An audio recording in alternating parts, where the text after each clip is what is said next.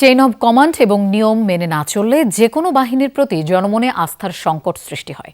তাই নিষ্ঠা, শৃঙ্খলা, পেশাদারিত্ব ও দেশপ্রেমের মাধ্যমে আনসার ও গ্রাম প্রতিরক্ষা বাহিনীকে দায়িত্ব পালনের আহ্বান জানিয়েছেন প্রধানমন্ত্রী তারেক রহমান।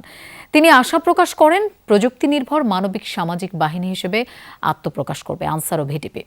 বাহিনীর ৪৬তম জাতীয় সমাবেশে যোগ দিয়ে এসব কথা বলেন প্রধানমন্ত্রী। তিনি জানান, উপজেলা পর্যায়ে বাহিনীর কার্যক্রম শক্তিশালী করতে উপজেলা আনসার প্রবিধানমালা ২০২৬ প্রণয়নের উদ্যোগ নেওয়া হয়েছে। কার কাছে শিখলা? এই যে রাঁধুনি রেডিমিক্স গরুর মাংসের মশলা। গরু রান্নায় গুরু হওয়া কোনো ব্যাপারই না। সবুজ শ্যামল গাজীপুরের শফিপুরের আনসার ভিডিপি একাডেমি। দিনের শুরুতে বাহিনীর ৪৬তম জাতীয় সমাবেশে যোগ দেন প্রধানমন্ত্রী তারেক রহমান।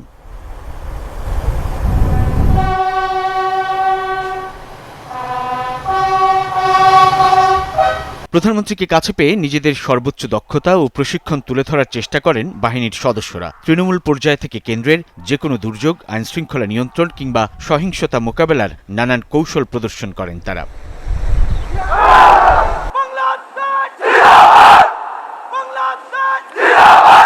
এর আগে উদ্বোধনী বক্তব্যে প্রধানমন্ত্রী তারেক রহমান মহান মুক্তিযুদ্ধে শহীদ ৬৭০ জন আনসার সদস্যের অবদানের কথা কৃতজ্ঞতার সঙ্গে স্মরণ করেন। জানান, গ্রাম ও নগর পর্যায়ে শান্তি শৃঙ্খলা রক্ষা ও সামাজিক নিরাপত্তা জোরদারে প্রয়াত রাষ্ট্রপতি জিয়াউর রহমান গ্রাম প্রতিরক্ষা বাহিনী ভিডিপি ও আনসার বাহিনীকে একীভূত করেন। গ্রাম ও নগর পর্যায়ে শান্তি শৃঙ্খলা রক্ষা এবং সামাজিক নিরাপত্তা জোরদারের লক্ষ্য নিয়ে গঠিত গ্রাম প্রতিরক্ষা বাহিনী ভিডিপি এবং আনসার বাহিনী একত্রীভূত হয়। স্বাধীনতার ঘোষকের এই দূরদর্শী পদক্ষেপই আনসার ও ভিডিপিকে আজকের বহুমাত্রিক, জনসম্পৃক্ত এবং গণপ্রতিরক্ষায় সক্ষম বাহিনীতে পরিণত করার ভিত্তি স্থাপন করেছিল। পর্যায়ক্রমে এই বাহিনীকে মানব সম্পদ উন্নয়ন প্ল্যাটফর্মে রূপান্তর করা গেলে প্রাতিষ্ঠানিক সক্ষমতা আরও সমৃদ্ধ হবে বলে আশা প্রকাশ করেন প্রধানমন্ত্রী। চেইন অফ কমান্ড এবং ডিসিপ্লিন মেনে চলা, এই দুটি বিষয়ে সামান্যতম অবহেলা পরিলক্ষিত হলেও কোনো একটি বাহিনী সুশৃঙ্খল বাহিনী হয়ে উঠতে পারে না। কোনো বাহিনীর মধ্যে ডিসিপ্লিনের অভাব পরিলক্ষিত হলে তাদের সম্পর্কে জনমনে আস্থার সংকট সৃষ্টি হয়। আধুনিক ও জবাবদিহিমূলক বাহিনী গড়তে সরকারের পরিকল্পনার কথাও জানান তিনি।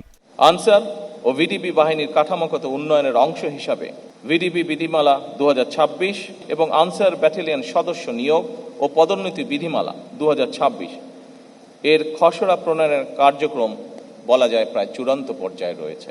প্রধানমন্ত্রী জানান, এই বাহিনীকে স্বেচ্ছাসেবী কাঠামো থেকে একটি স্বতন্ত্র শৃঙ্খলা বাহিনীর মর্যাদা দিয়েছিলেন খালেদা জিয়ার নেতৃত্বাধীন বিএনপি সরকার। ভবিষ্যতে আরও আধুনিক গতিশীল বাহিনী হিসেবে গড়ে উঠতে সরকারের সহযোগিতা অব্যাহত থাকবে বলেও আশা প্রকাশ করেন প্রধানমন্ত্রী তারেক রহমান। ভবিষ্যতে প্রযুক্তি নির্ভর মানবিক সামাজিক বাহিনী হিসাবে ইনশাল্লাহ আত্মপ্রকাশ করবে। সাইফুদ্দিন রবিন, যমুনা নিউজ, গাজীপুর। বাহিনীর সকল